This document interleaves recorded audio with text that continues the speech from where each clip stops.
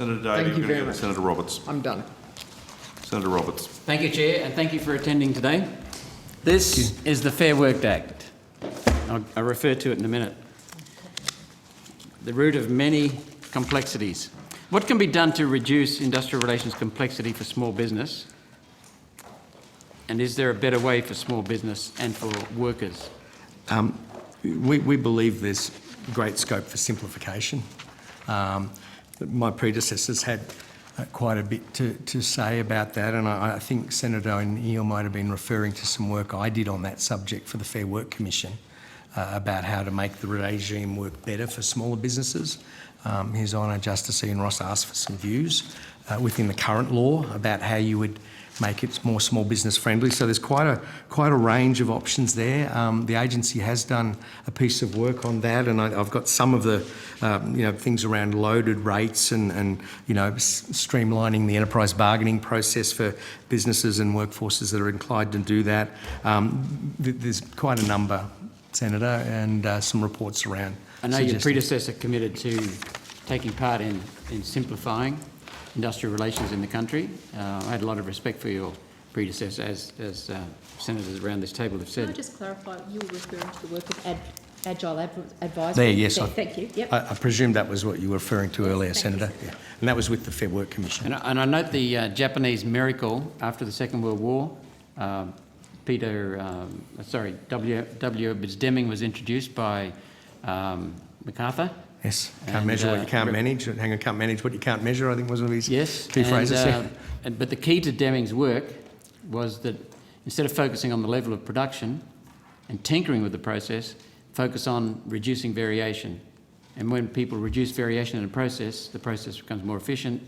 And this introduces a whole lot of variation and destroys because of the complexity. So we need to get back to simplicity. I mean, it's proven in every industry. So what else needs to be done to support small business and workers? Well, we think there's some scope to look at RegTech. Use some technology tools to regulatory technology to help businesses navigate the rules. It's interesting that small businessmen and women can create, conceive and grow their own business, but really feel they need expert advice to navigate with that pile that's in front of you. And it seems to be, why does it need to be so hard? Why can't it be more sure-footed? So there's been some ideas put forward around RegTech helping with that, simplification, even having annexures or a stripped-down version of awards for smaller enterprises. They're the sorts of ideas that the agency has brought forward previously, and some of which are in that report I touched on earlier. It's very difficult for workers to find their entitlements in here, to know when they're getting ripped off. This is harmful for workers.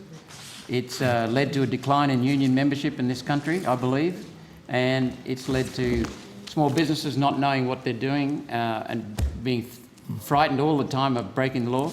I believe it's led to large businesses, large companies being very poorly managed because they focus on rules rather than on the core workplace relationship between employer and employee. So I can't see how this favours anyone. We've had senior officials of the largest unions in the country. We've had employer groups all saying that this needs to be tackled for the sake of Australian business, not just small business, but especially small business. Yeah. Well, our view, Senator, is if it's easier to get it right, that's in everybody's interests. And especially the workers. Absolutely. It would help inoculate against employees' underpayment if there's ability of employers to be able to understand and make it easier to do the right thing and know what that is. We think that's in everybody's interests. And another thing about this is that it focuses on trying to prevent the bad do things, whether it be poor workers or bad workers or bad employers. I mentioned this to COSBOA's head, Peter Strong. Yes. And he said, of course, what a wonderful idea. Focus on the positives to enable good workers and good employers to get on with severe punishments for those who break the law. So simplify the law, make it focused on enhancing the employer-employee relationship, and then punish anybody who goes against it really severely. At the moment, this is a game for lawyers to just act out in courts, and workers and small business are left in the dust because they haven't got the deep pockets for lawyers.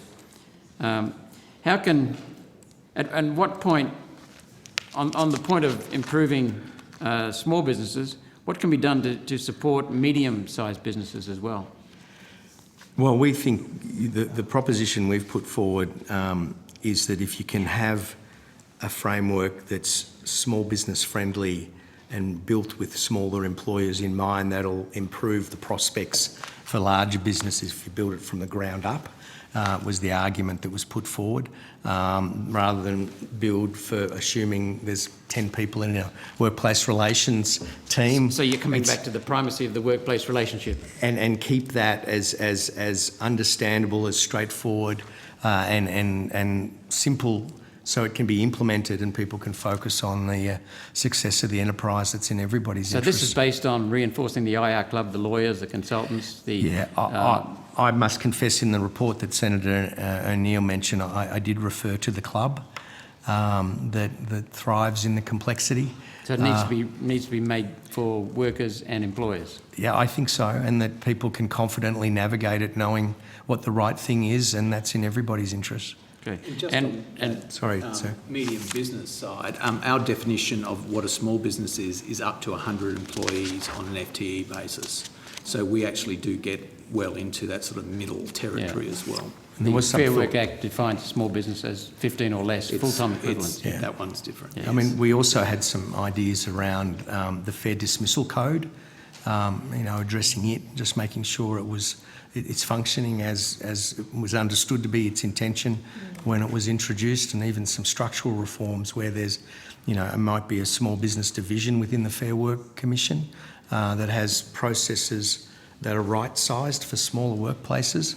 And perhaps the club is less necessary to be involved. So, I mean, they're just some of the ideas that have come forward, both from the agency and referring to the report that Well, the Senator Industrial O'Neill Relations Club is mentioned focused on perpetuating its power and control. Senator Roberts, what we might do Can is I just make one comment about Kate Carnell, please?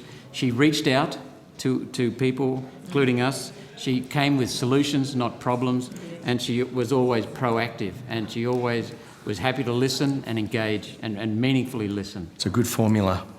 Thank you. Thank you, Chair. Thank you.